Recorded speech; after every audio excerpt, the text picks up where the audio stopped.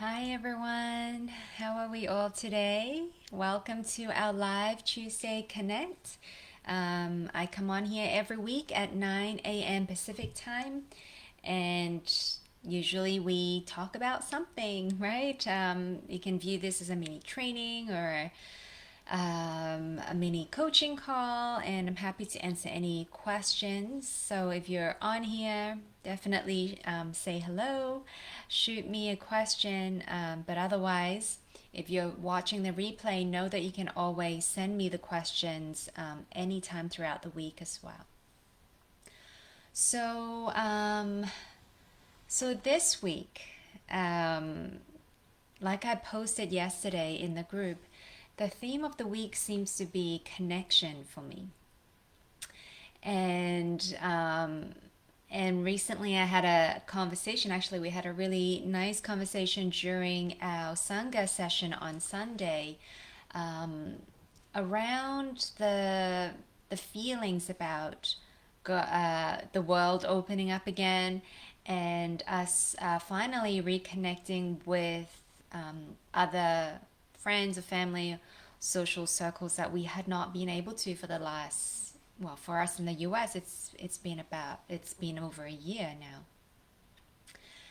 And so I just thought this was really interesting because during the time when we were isolated, I'm sure many of us had the desire for things to go back to normal, right? Whatever that means.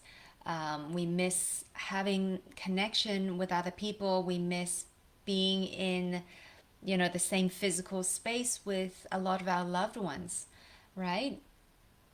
And during this time, a lot of us also felt isolated and lonely and just disconnected, right? But now that things seem to be calming down, if you like, or things are starting to return to some sort of normal, there are also anxieties around that. And so I just thought, isn't that interesting? And where are you in all of this? So I can talk about my experience, and that is that during this time of isolation, I was really lucky to not have to worry about food or shelter or finances. Um, I was really lucky to be able to take my work online and still be able to connect with other people. And in fact, I made a lot of new connections this year, which I probably wouldn't have if I weren't forced to be on the virtual world, right? And so throughout this pandemic, it also gave me a lot of time to be alone, to retreat from the world, and to really pay attention to myself, my practice, and to ask some deep questions about myself. And I really, so this period really helped me for my personal and spiritual growth. And so there were a lot of changes that happened in my life. Obviously, the pandemic that affected everybody, but also on a more personal and professional level, there were a lot of changes for me.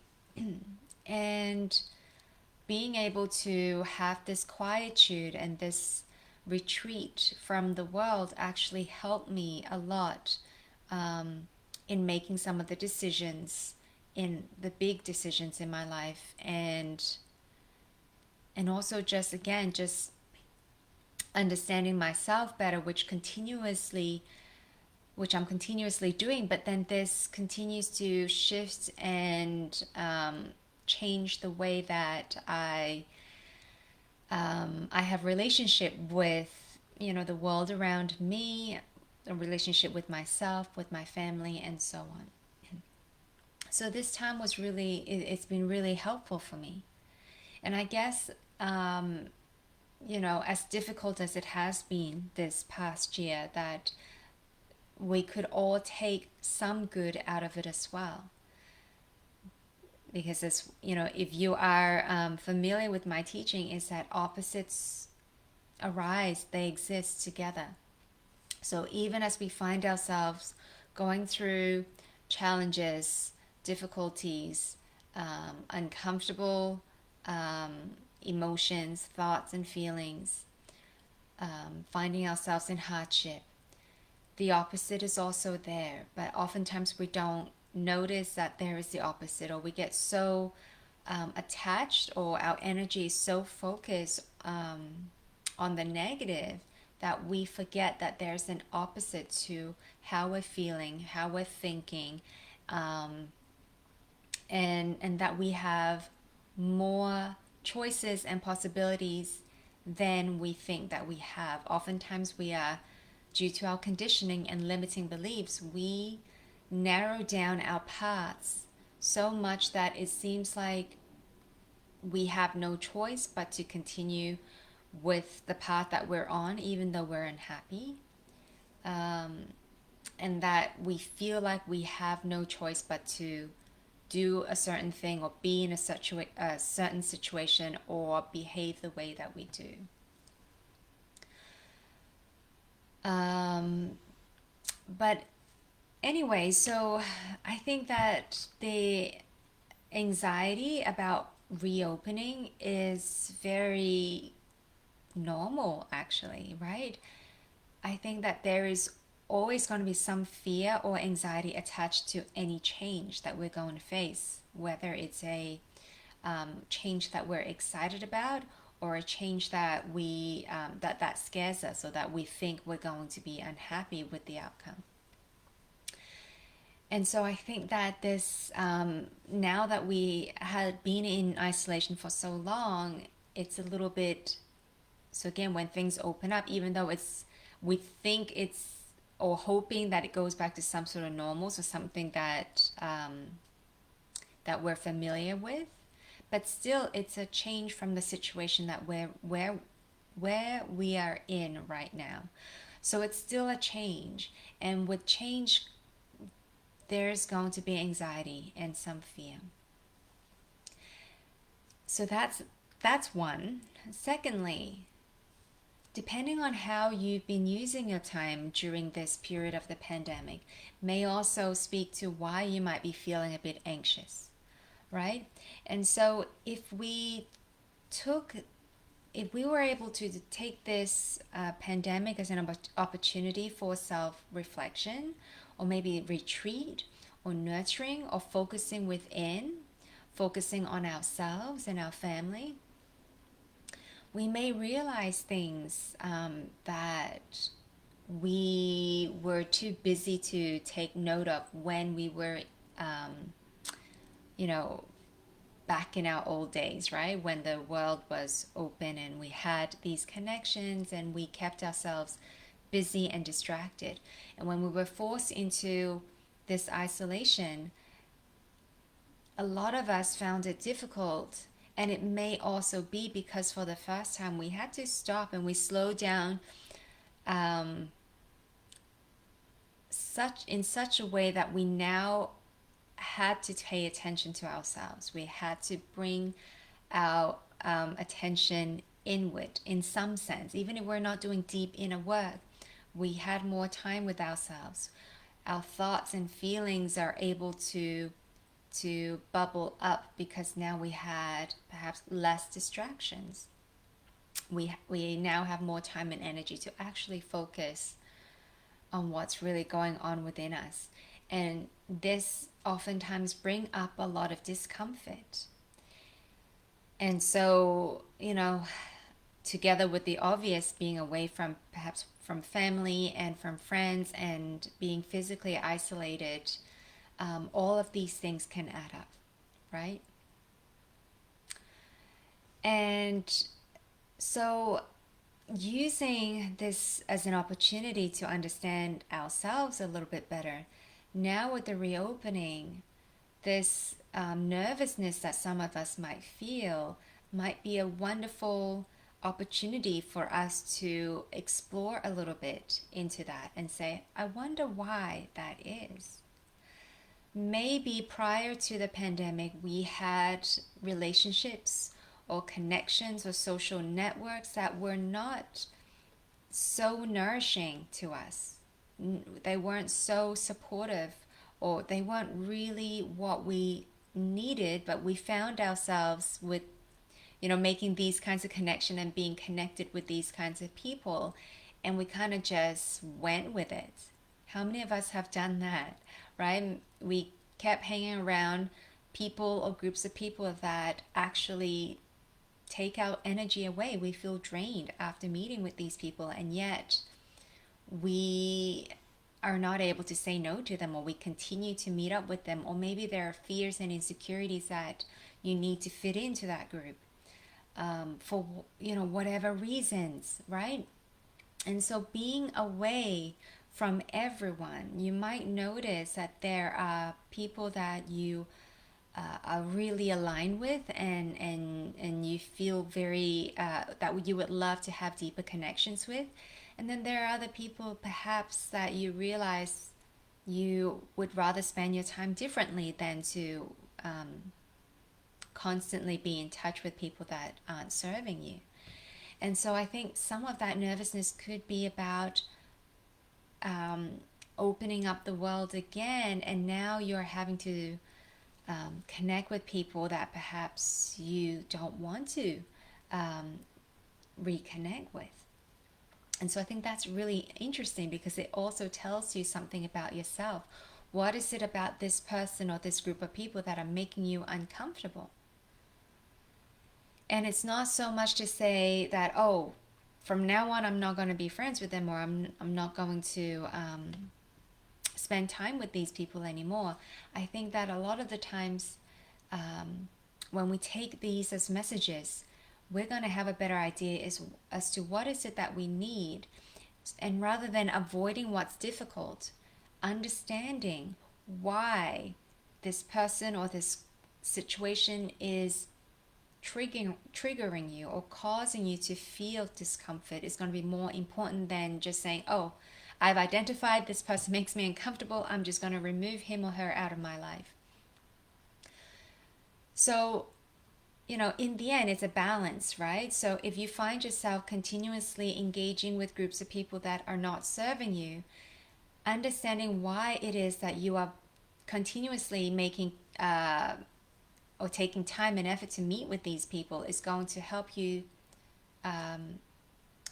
hopefully find a deeper understanding as to how can we resolve this conflict within, that is causing you to behave in certain ways, and including connecting with people that are not serving you. And once you understand that, you're going to be able to then redirect your energy elsewhere. And maybe then you will naturally end up spending less time with people that are not helping you with your growth, and spending more time with people who are going to help you with your growth, who are supportive, who are nurturing. But having said that, again, this exercise is not about removing or resisting things, situations, or people in your life, because we need these people in our lives also who come to us and make us feel uncomfortable, because it is these discomfort and challenges and conflict and suffering that actually are some of the greatest messengers to help us to see that perhaps we are going the wrong way. And so those are the people, situations, or moments where we are stopped because we had to pay attention. And then if we take this as an opportunity, then we can look deeper and say, how is this helpful? Why is this showing up to me? Right? And then this, is how we grow personally, spiritually, right? In every way. And so whatever nervousness or anxiety that you may have about the world opening up and you going back out there and connecting with people that you maybe had not seen for a year or more, I would always encourage you to come back to yourself. So right now we're in transition. You're not going to be thrown back into, everything reopening and back in your old life. That's not going to happen. It's gradually you're going to transition back into a new normal, right? You're going to be reconnecting with people, but also in a different way. Because I think we've all had that time to retreat, and we're going to all emerge a little bit differently. We've all been changed in some way through this experience. And so as we are, finding or navigating our way back to this new normal, use this time. Use this time to touch in with yourself.